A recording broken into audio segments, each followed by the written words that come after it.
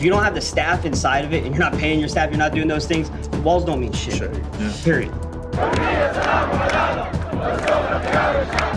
I can remember how bizarre the concept was to think that, okay, you're just waiting to die.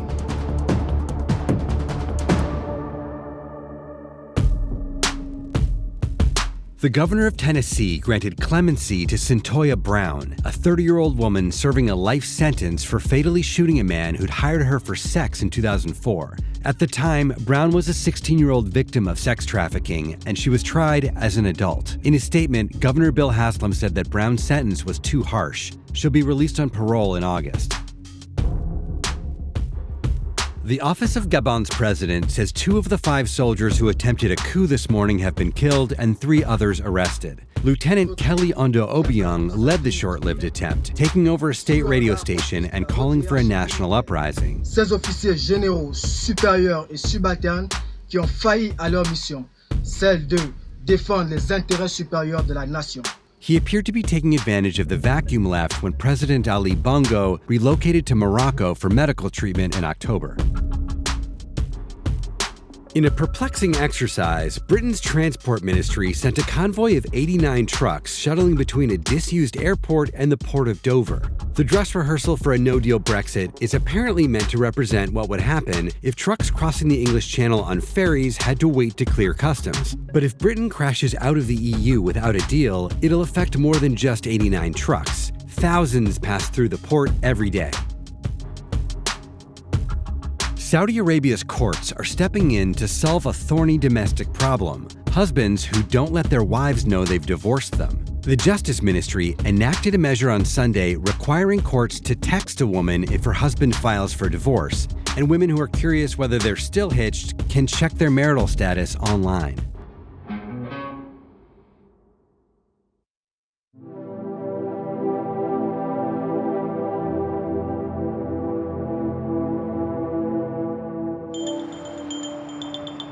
The partial government shutdown is now in its 17th day.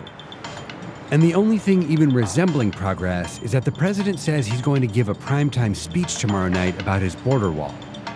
He'll keep up the drumbeat by visiting the border in person on Thursday, indicating that the White House thinks that the shutdown will last at least until then, making it more likely that 800,000 federal workers won't be getting their checks at the end of the week. Many of those people that won't be receiving a paycheck, many of those people agree 100% with what I'm doing. That's a generous assessment. Oh, right now I just accepted a Uber ride. All right, so I'm gonna turn my lights on and let's bounce. Aaron McLaughlin is new to Uber. Basically made $5.47. If you can get 4 or 5 trips done an hour, you can make $25 an hour, whatever it is. That adds up. You work 4 hours, you make $100 in a day. That'll pay a bill. Up until a couple weeks ago, the $58,000 a year he makes as an officer at the federal prison in Mendota, California, was enough to support him and his family. But because of the shutdown, McLaughlin won't get a paycheck next week. It's gut-wrenching.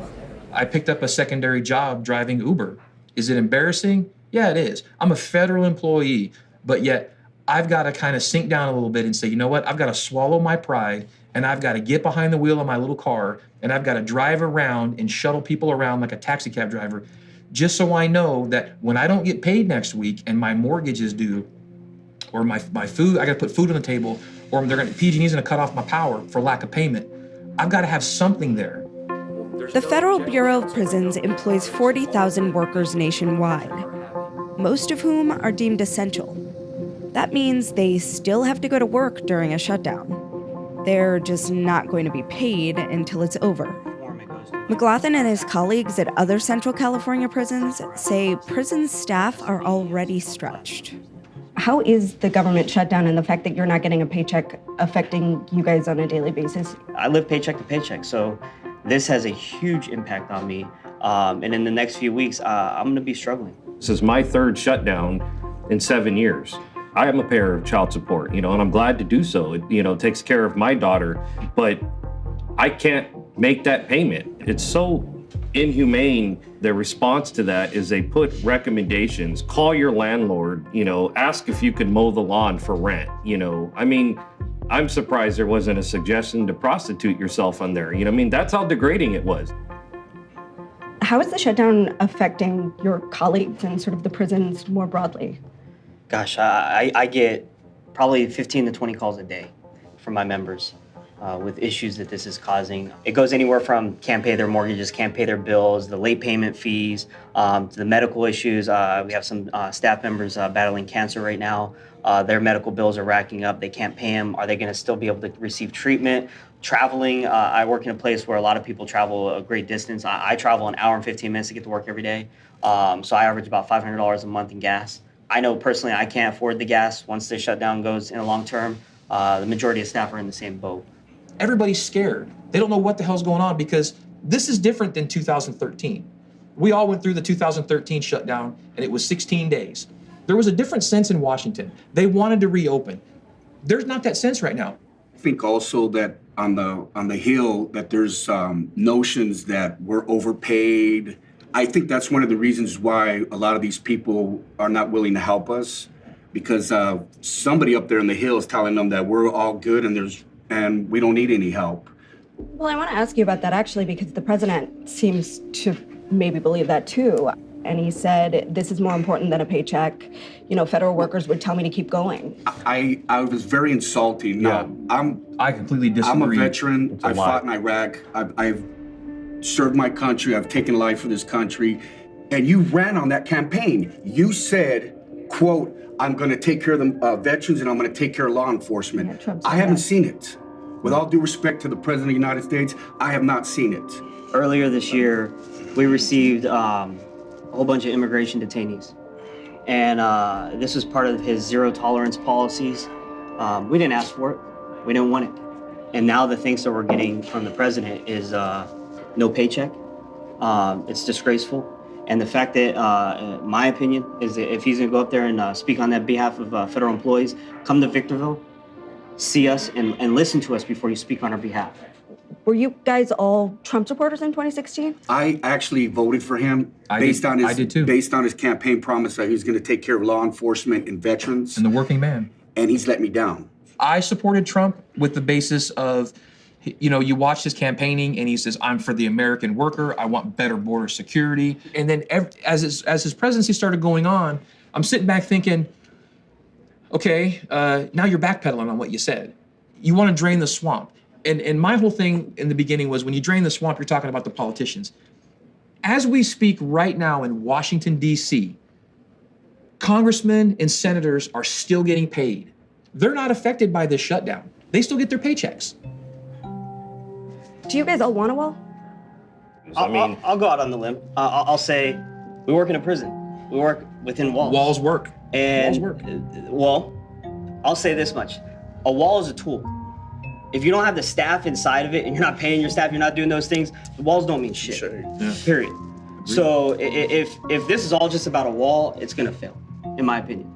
But if he's gonna staff and pay the people and put the right equipment on the walls, the cameras, whatever what we have inside the prisons, it could be a tool that could be effective. I support building a wall, but I don't support shutting the government down and not paying people because it's over here, it's a pissing contest. You can have the tallest wall in the world, but if you don't have the staff, why not try to compromise? Why not say, you know what? Let's increase Border Patrol. Let's rotate National Guard units in, and let's see if that works.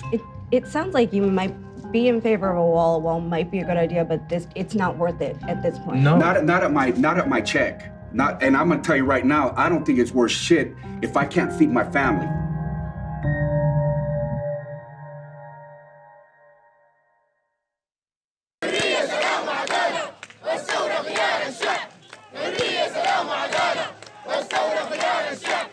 In Khartoum yesterday, thousands of opponents of Sudanese President Omar al-Bashir tried to storm the presidential palace. Bashir has ruled Sudan for almost 3 decades, since seizing power in a military coup.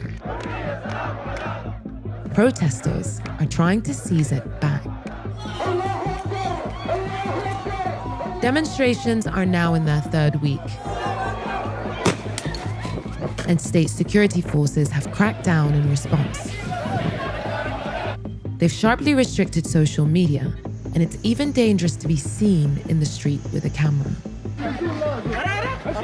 The government says 19 have died so far, but NGOs think the real number is far higher. Amnesty International reported 37 deaths in the first 5 days alone.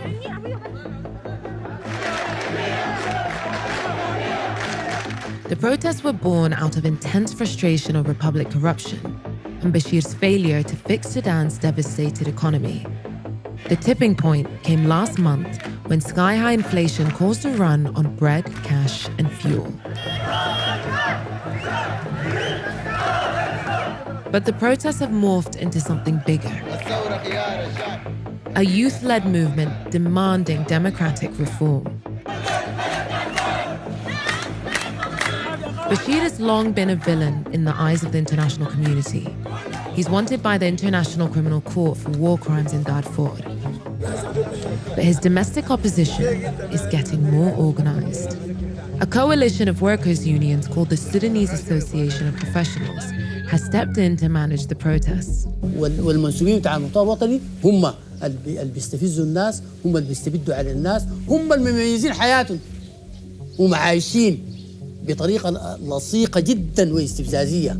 عرباتهم غير عربات الناس، بيوتهم غير بيوت الناس، أكلهم غير أكل الناس.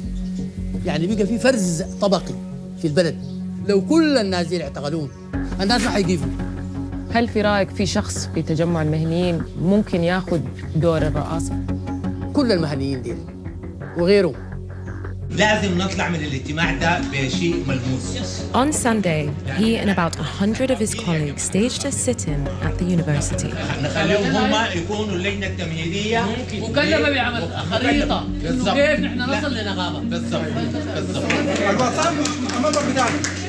But when they tried to head to the presidential palace, Yusuf and 7 others were arrested by security forces. The rest were barricaded inside the grounds.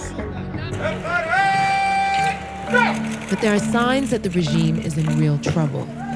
One of the most glaring, a former Bashir ally and advisor, Dr. Ghazi Salahuddin, is leading the call to oust Bashir and consolidating the opposition behind him. You recently formed a coalition of 22 political parties. Do you see yourself and your colleagues in that party as leaders? I think so. I don't think it's time to swap horses, who are in midstream. Do you feel like you guys can win over the hearts of the nation? At least we should try. Do you think he'll resign? No, no way. Why not? Because, as I always say, he's now on the back of a lion.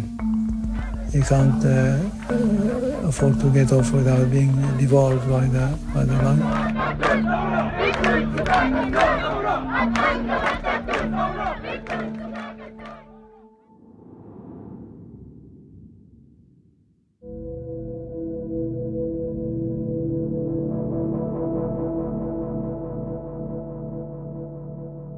I've been talking to a death row inmate for more than a year. His name is Scott Dozier. On Saturday, after more than a decade on death row and 2 state executions, Scott died of an apparent suicide. Prison guards found him hanging from a bedsheet in his prison cell. In 2016, Scott made headlines when he volunteered for execution, setting in motion a series of legal battles over the lethal injection drugs that would be used. In November 2017, his first scheduled execution was stayed. Then in July 2018, I sat down with him for his final interview. But as he was saying goodbye to his family, hours before his scheduled execution, it was stayed again. I talked to him in mid-December, and he made clear to me that he did not want to kill himself. Well, here's the deal. I'm not a suicidal person. I don't sit around and wish I was dead. I don't want to be dead. I just would rather be dead than in prison. This whole process is having secondary and tertiary effects, even throughout my family and loved ones, you know what I mean? It's ongoing, and it's just fucked up. And so in the process of discussing things, here's the options. We can either power through and keep going. I can stop the process and try to get my appeals back, or I could commit suicide. Scott wasn't the easiest person to sympathize with. He was convicted of killing 2 people. But he spent the last years of his life essentially daring the state to resolve the paradox of death sentences. He had accepted his death sentence, but he was passionate in his belief that he deserved to die swiftly and not be tortured by the sentence. Most recently, he was placed under mental health observation with all of his personal belongings stripped away. Would it be accurate to say that you were in a good mental state when you were put into mental health observation, but they drove you toward a poor mental state? Without question, that's fair. Not to only poor, but as bad as a mental state as I'd ever been in my life. All of my coping mechanisms were gone. They took every ability I had to deal with the situation. Yeah, it's as bad as I've ever been since I've been in prison. The Nevada Department of Corrections says it's still investigating Scott's apparent suicide and has no further comment at this time. Prison officials have previously denied that Scott was mistreated. In November, Scott filed a lawsuit against the state, alleging that the conditions of mental health observation caused psychological deterioration that could push him toward suicide. 2 days before his death, Scott told me he was concerned that the incoming governor would push to abolish the death penalty, leaving him in prison for life. As Scott saw it, suicide in his situation wasn't a crazy act, it was a rational one.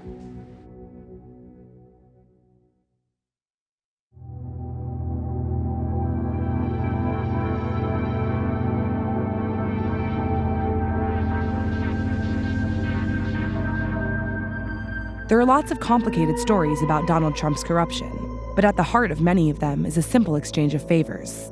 I'll scratch your back if you scratch mine. Consider the fact that, as we recently learned, the Trump Organization planned to offer Vladimir Putin a $50 million penthouse in a proposed high-rise in Moscow. Or that Trump owns a hotel in D.C., where foreign governments and dignitaries who deal with the White House have spent large sums of money. Or that his campaign cronies had a Trump Tower meeting with Russian operatives, who supposedly had dirt on Hillary Clinton. In all these cases, one side seems to have offered the other a little scratch, in exchange for government action that would help them out. One word for that is bribery. David Montero, the author of Kickback, Exposing the Global Corporate Bribery Network, says bribes are pervasive in today's business world. We're talking about somewhere between $400 billion and $1 trillion every year that corporations around the world are paying. It's on par with the illegal drug trade. And when I say corporations, they're companies that we've all heard of, Fortune 500s. It's the Pfizers, it's IBM, it's Chevron, it's Alcoa. All of which faced SEC bribery charges and settled for millions of dollars. About 30% of companies globally pay bribes. Companies typically pay bribes to cut through red tape, even though Congress signed the Foreign Corrupt Practices Act, or FCPA, in 1977. We passed it right after Watergate, as it was investigating how Nixon had secretly funded his re-election campaign through corporate donations. Congress discovered that corporations were not only making such payments here in the United States, they were doing it abroad. But for about 30 years after it was passed, it virtually lay dormant. The problem we face is that we could not rely on the cooperation of allies, or certainly not of enemies. In some countries, in fact, bribery was explicitly allowed. German companies could deduct bribes from their taxes. Bribery was a simple fact of staying competitive in a global market. So the US pushed its trading partners to pass laws that criminalized bribery and facilitated cross-country investigations. And after years of pushing, in 1997, 34 countries agreed to do just that. This was a major achievement, a major step forward. Since the early 2000s, there's been a multiplier effect, where now this has really caught fire, and we're in a moment where prosecution of this crime is at an all-time high. Bribery, though, remains surprisingly common, especially in real estate and construction. So it's no surprise that Trump's relationship with Russia would be built around the exchange of favors, legal or not. Take a look at that infamous 2016 Trump Tower meeting. Was there a promise made on behalf of Trump's people to those Russian government officials that if you help me get elected, I in turn, when elected, will help you by softening U.S. sanctions? That kind of quid pro quo is exactly what usually is at the center of a business kickback. And there are clues that suggest this could end up being important to the Russia investigation.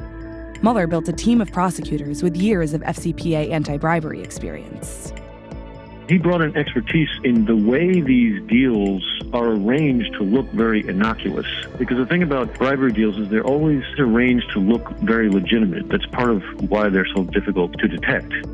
Of course, none of us really know what Mueller is investigating in particular. We're all reading the tea leaves and speculating. But it bears such a resemblance to what happened after Watergate that it feels like kickbacks and bribery are floating in the middle of all this. I think Trump is a manifestation of the fact that we didn't prosecute this law, we didn't enforce the laws against this crime enough. And as a result, someone like him has not only possibly benefited from this crime, but gone to the heights of American political power, in part thanks to it.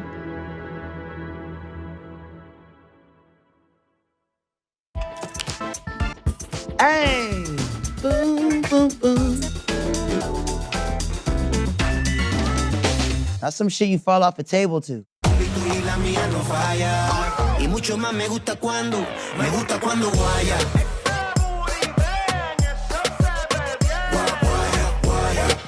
Sick. That's going up in the clubs, for sure. Drums was good. That sounds like one of the ones like, you come on, everybody knows it, except for you. You're like, oh shoot, everybody's got the dance. You don't have to pretend like you know the words. Culo. Así, Dios. Comprende? Boys in blazers, union labor. Drum sounded like they could have been cool. It was like gunshots came at the, like right when I took my headphones off, the gunshots came. Boys in blazers. Never.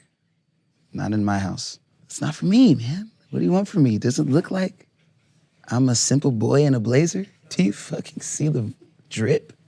Kids can be a drag when your best friend is a pimple who makes everybody gag. It's nerdcore, surfer, braces, rock. I like the drums. Yeah, it sounded like some real raw garage type. You wake up with a zit on your... Wash your face. Don't just go straight to bed with your drunk ass.